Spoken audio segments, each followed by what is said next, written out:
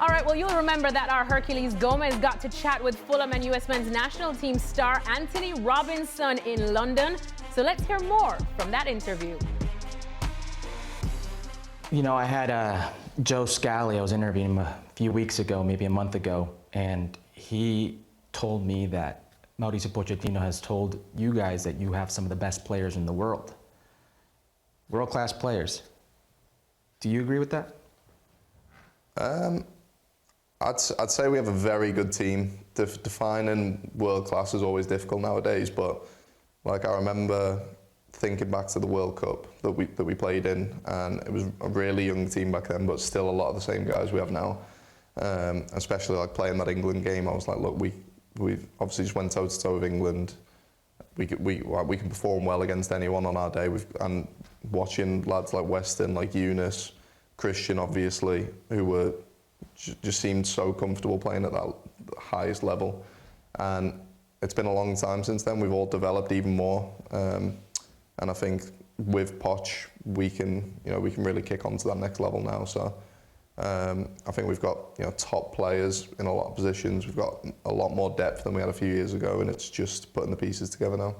I want to talk about Mauricio Pochettino. You talk about that next level. Tim Ream has spoken about that next level with Mauricio Pochettino. I see tactical wrinkles in Mauricio Pochettino with you that I didn't see before. First game against Panama, you're high and wide. The direction is Antonee's going to be an offensive force. The very next window, he has you operating in a central position. Left back moving into the midfield in a central position, challenging you maybe to think a little bit more in the game. How have you felt?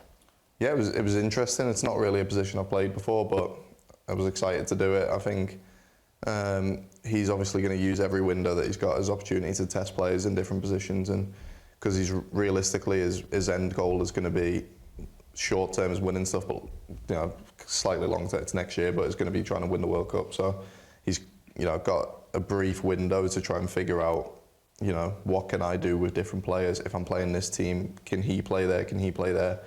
And it's nice to see him doing that with me and different players. We've seen Eunice play in the six for the US, and he's been playing right wing for us recently. I think any player you can have who's versatile is going to help the team, which we have versatile players. You've seen in Juve, Weston playing left back at times, and he's played everywhere. Timo playing right back when he could easily play winger or striker for us. So I think that's only going to help the team, and there's going to be few windows that Poch can try and do it, but I think when he does do it, and it might not work every game, but figuring out how we can use each player successfully is going to be really beneficial to the team. Weston played as a 10 for Copa Miners against PSV, drops a golazo. You mentioned winning the World Cup. Now, I'm sure for a lot of people on this side of the pond, when they talk about the Americans winning the World Cup, it raises an eyebrow. And in other sports, that's the mentality for Americans, is you have to win. Not necessarily in football, not necessarily in soccer. Winning the World Cup, why do you say it like that? Is that a message from Mauricio Pochettino? Is that a message from above? This is what we're going out to do, or is that the group? I think it's both. I think Poch is very, very win driven. So he said to us, there's going to be games where it's football. It's not going to be pretty. Watch, and he used a great example of saying watch Argentina and watch their players. They're very good players, but they're all ready to fight and hit people and do the dirty work, which is something we need to improve on, because there's games where we haven't done it. I know we're capable of, but we trying to implement it when it's difficult playing in. A lot of us playing in European leagues where it's very structured and there's not a lot of things you can get away with. Whereas you go to CONCACAF and people can step on my foot in a huddle and walk away and nothing happens. So getting that flip side of it is going to be important for us. But one of my favourite videos is the Tiger Woods interview where he's getting asked how he's going to perform, and he says, I'm going to try and win the tournament. And the interview was that seems a bit naive to say you're going to win against some of these guys when you're young and you're new or whatever. And he's just why go to a tournament if you're not trying to win? And that's how we feel.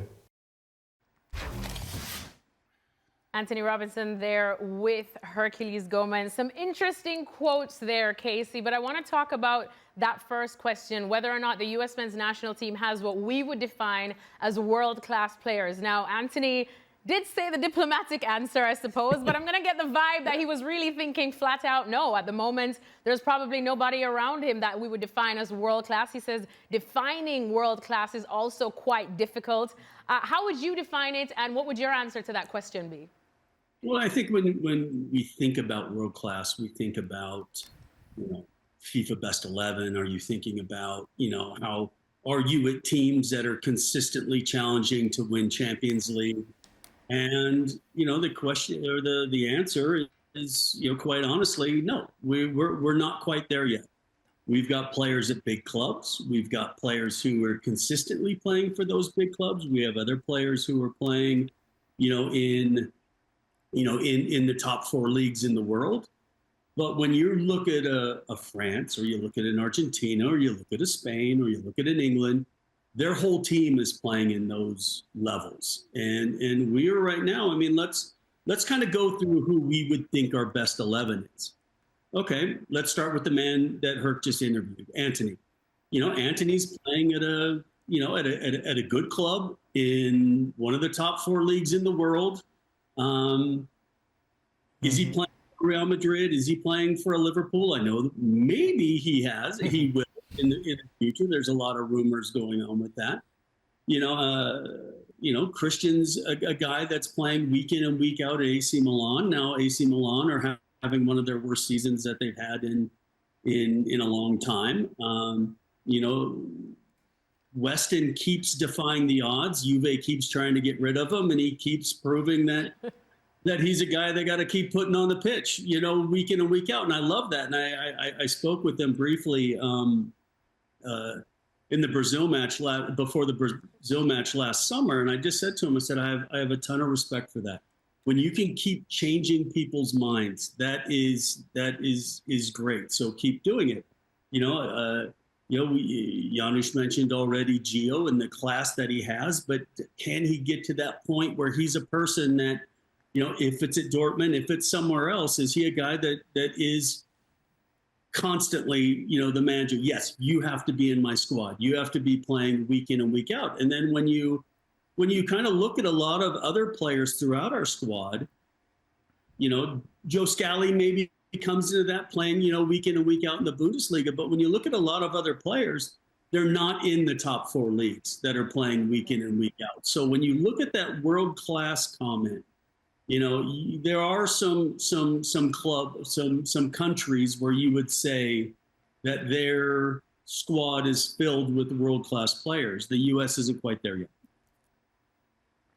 Jose, when you talk about the U.S. men's national team, especially right now, one thing I know that they absolutely hate is that they hate being referred to as the golden generation, because we've used it a couple of times. But the truth is, this is probably one of the most talented crop of players we've seen for the USA in terms of playing overseas. Lost my pen. No worries. In terms of playing overseas, gracias. But when you're trying to be one of the best, or at least compete at a World Cup on home soil coming up next year, you have to have at least players that are flirting with the title of world class. Is there anybody on this current crop of players that you would say is nearly there, almost there, could be there by next year? There is only one player that it's on the right path. That's Christian Pulisic. Yeah. Ever since he joined AC Milan, close to 50 goal contributions. He's been great. He's been decisive. He's been key. AC Milan changed managers. They brought Joao Felix, and he keeps proving himself to be one of the best players in AC Milan. But he has a problem. He plays for a team that right now it's 9th in Serie A. And doesn't seem to know exactly what they want to do. Exactly. he plays for a team that has a lot of history. When we talk about UEFA Champions League, only Real Madrid has more trophies than AC Milan. But they're already out, and they got kicked out by Feyenoord. Are you kidding me? And then most likely next year, they're not going to play in the UEFA Champions League. If they're lucky, they might play in the Conference League or in the UEFA Europa League. So he has that problem, but I agree with Casey. When I think about world-class players, first of all, I think about world-class teams. You have to play in one of those teams. And you have to make the difference in those teams. Yes. We were talking about the number 9s, right? Yeah. Let's take France, for example. They have Kylian Mbappe. They have Thuram. Any of the U.S. players can compete with those guys?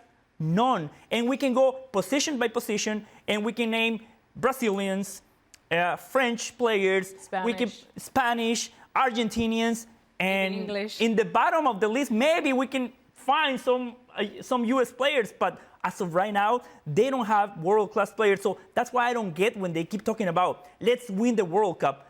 I get it. It's the right message, but it's unrealistic. The U.S. cannot win the World Cup. You know what, Janusz, let me just ask you, I suppose flip it around, because a lot of people, some managers would even tell you that they don't necessarily want a team full of world-class stars or players. Sometimes they just want a team, players that scrap, players that have that grit. I remember asking Christian Pulisic a number of times over the last couple of years, what do you want this U.S. men's national team to be known for? And he's like, I want to fight. I want them to be afraid of us when they play because they know we're going to be nasty. We know we're going to leave something on them. So does the U.S. even need these world-class players for next year? Of course they do. You wouldn't rather just a team that can fight and be But gritty? all great teams have what you just said. Every great team. If you look at Liverpool, right? I mean, they have great players, great leaders. Van Dijk, you have to have the numbers. You have to Poland lead them have to Lewandowski. have Lewandowski, but nothing around him, right? But yet what he's done at Bayern Munich is incredible. What he's doing at 37 years old in La Liga right now. And by the way, everybody thinks he's playing badly. And he probably is not at his best, and look at his numbers, right? But those great players are leaders, but you also have, if you saw Argentina, right?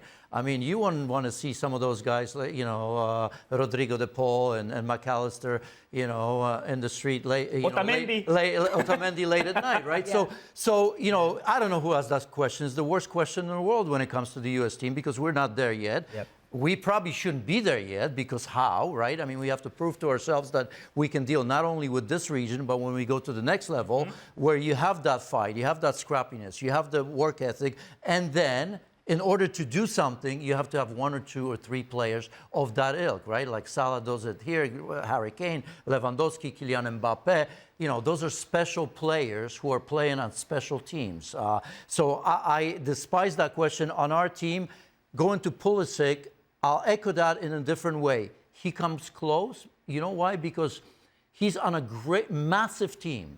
When you think of Milan, don't think of them what they are now because they're not the likes of Rijkaard and Van Basten and Maldini in those years that Casey and I played against in friendly matches, right?